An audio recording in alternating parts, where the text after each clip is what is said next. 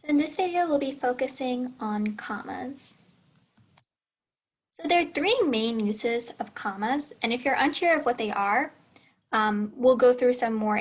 They're basically just a form of punctuation, and we'll go through examples, and you'll pick on them pretty fast. But basically, the main takeaway from using commas is you use them whenever you feel as if there's a natural pause. So when you're speaking a sentence and there's a natural pause, usually you'll put a comma there if that sentence was in a writing form. So now going through each of the uses. The first use and the second use are very similar to each other, almost can be considered the same. The third one is a little bit different, and we'll be going through all three. So the first one is to set off a dependent clause or non-essential phrase. So let's just look at an example. After working out for 3 hours, Derek felt really tired. So a dependent clause, if you're unsure, you should look at Umar's video on sentence fragments. But just a really quick overview, dependent clauses are incomplete sentences, meaning they don't have a subject and they don't have a verb. They're kind of just like a thought or like an incomplete thought. So right here we have after working 3 hours. That is the dependent clause. It doesn't have a subject, it doesn't have a verb, it's an incomplete sentence. Now we have the complete sentence, Derek felt really tired. So now we use a comma to separate the independent clause or the complete sentence from the dependent clause. So now let's do a second example. And the purpose of this second example is to show you that dependent clauses, they can come before the real sentence, and they can also come after. So she ran through traffic lights yesterday, which was the most she had done in a day. So maybe pause the video, try to figure out what's the dependent clause, and try to figure out what is the complete sentence. So hopefully you were able to figure out that this is the dependent clause. It's not a complete sentence. This is the complete sentence. She ran through traffic lights yesterday. And right here we have a comma to separate this portion off. So the next one. Now this may seem like it's exactly the same, but the only difference is that the non-essential phrase is in the middle of the sentence. So let's look at an example. Mark, the man who could do the backflips, was enjoying himself. So the non-essential phrase is this one right here. Because if you read this without the essential phrase, you'll read it as Mark, or if you skip over that phrase, you'll read it as Mark was enjoying himself, which is a complete sentence. So now we add this non-essential phrase right here, just as a little extra to make the sentence a little more complex or a little bit longer. But if you add that, you have to separate it off by 2 commas. So if you look here, there are 2 commas to separate the non-essential phrase. Now, sometimes the SAT will do something to trick you. What they'll do is they'll put the non-essential phrase, but they'll use different forms of punctuation. So now let's look at this example. Mark, comma, the man who could do the backflips, dash, was enjoying himself. So the non-essential phrase, as I mentioned before, is right here, but now it is set off by a comma and a dash.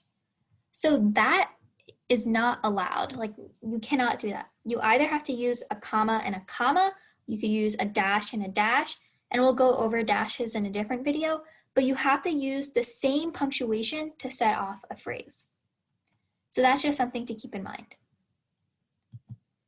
So the last thing is when you're writing a list.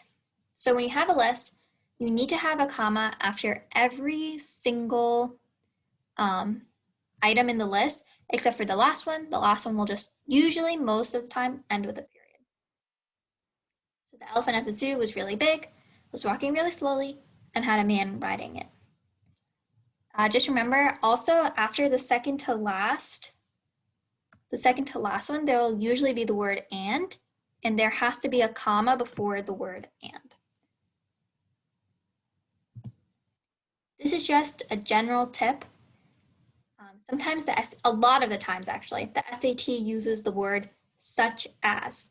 And when you have the word such as, you do not put a comma after such as. And when I say that, I mean you do not put a comma right here.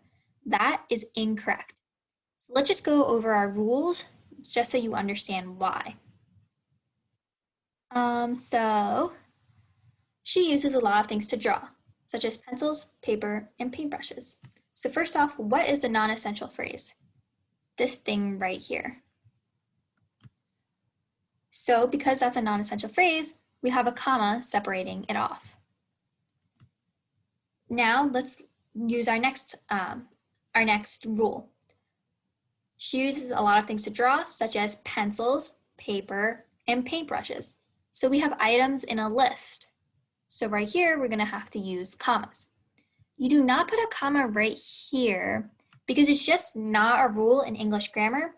It's just something you need to know if you've been reading a lot of books in English or if you speak English. It's just not something that people use. So that's just some tip for you, just in case you encounter a problem like this on the SAT. So now we're going to do a practice problem that is actually part of practice test 1 on the SAT. I encourage you guys to pause this video, try the practice problem out yourself, and then play the video when you are done. And just so for your reference, the practice problem that we are practicing is number 15. Do not worry about number 16. The problem can be done without knowing the answer to it. So good luck and play the video when you're done. So hopefully you were able to answer this question, and we'll go through every single answer to see if it's correct or if it's incorrect. So, but Jason Box, an associate professor of geology at Ohio State, believes that another factor added to the early thaw. Okay, so remember what I was talking about. We had this one rule where you cannot, where if you have a non-essential phrase in the middle, you have to remember to separate it off by either commas or dashes or some form of punctuation. So if you remember correctly, I had a comma in the beginning and I had a comma at the end of the non-essential phrase. And just so for your reference, to identify the non-essential phrase, it is this one right here. Because if you just box this one off and read the sentence like this, but Jason Box believes that another factor added to the early thaw, that sentence makes complete sense. This is just a non-essential part that they just added to describe who Jason Box really is. So, one thing that you may notice about this is that there is no comma after Ohio State. And remember what I said, there has to be a comma before and after. So that can't be, so A, no change, can't be the right answer. So let's do B. But Jason Box, an associate professor of geology at Ohio State, comma. So this may seem correct to you at first, but look at it again. There's a comma at the end, but there's not a comma at the beginning. We're missing a comma right here. So remember, there has to be a comma at the beginning and an end to separate off the non-essential phrase. Almost think of it like you're boxing it. You need to box it, you need something in the beginning and you need something at the end, and they both have to be the same. So in this case, in A and in B, there's either something in the beginning, but there's not something in the end, or there's something at the end and not in the beginning. So they're both wrong. Okay, now let's do C. But James Box, comma, an associate professor of geology at Ohio State, comma. So that, based on the rules that we've been talking about, that one is most likely the correct answer because it's separating off the non-essential phrase. So now let's just look at D to make sure we're choosing the right one. But Jason Box, comma, an associate professor of geology, comma, at Ohio State. So now, if you aren't a native English speaker, if you aren't really good at English, you may be inclined to choose this one. But just try to remember what I said before, is that you need a comma when there's a natural pause. So don't add excessive commas if there's not a natural pause there. So when I say an associate professor of geology at Ohio State, I don't say an associate professor of geology at Ohio State believes that another factor added to the early thaw. It just doesn't make sense. Another way to think about it is that this whole thing is a non-essential phrase, so only that thing will need commas. Try to think of our 3 rules, and if those 3 rules don't apply to the situation, then don't use the comma there. So D is a little tricky, but it's not the correct answer. So that leaves us to choosing answer C as the correct answer. So if you got that, congratulations. If you need any additional help with comma, as always, you can reach out to either Umar or I with questions, and we'll be more than happy to help. Thank you so much for watching this video, and I'll see you next time.